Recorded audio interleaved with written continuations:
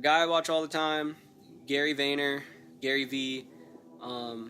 He always says you gotta like eat shit for a year and eat caviar for the rest of your life. Do you care more about the money or do you care more about doing what you love? Because if you do what you love and you really love it, then you're probably going to end up making money off of it because you're going to be doing really good work. I used to make a lot more money working a 9 to 5 than I do right now doing freelance photography and doing what I love. But I'm right now happier than I've ever been.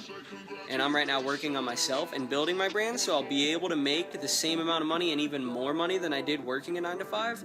But you got to be willing to struggle, man. You got to be willing to lose. You got to be willing to lose. You got to be willing to fail. You know, you got to be willing to eat shit. 8 months ago, I was making $1,600 every 2 weeks, working a 9 to 5 and not really enjoying it. Now I'm only making $500 a month, but I'm doing what I love. And you know, I'm not satisfied with the $500 a month, but I'm very grateful for it.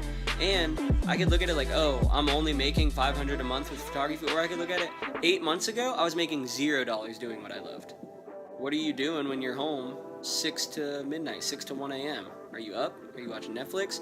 Are you swiping through your phone on Instagram? I swipe through my phone all the time on Instagram. That's like my job now. I give myself work by swiping through Instagram. But my life has changed so much in the last month because instead of just swiping on Instagram, I'm swiping, but I'm DMing, I'm commenting, I'm interacting. I'm not just looking at photos and double tapping, you know, like a robot aimlessly. I'm spending the same amount of time on Instagram now as I did a month ago, but I'm doing so much more in that time than I did. You can maybe get a hold of somebody. Like, you build stuff, I don't know, hit up a building, hit up DeWalt or something. I don't freaking know, whatever, just hit them up. They gon' hate in the beginning.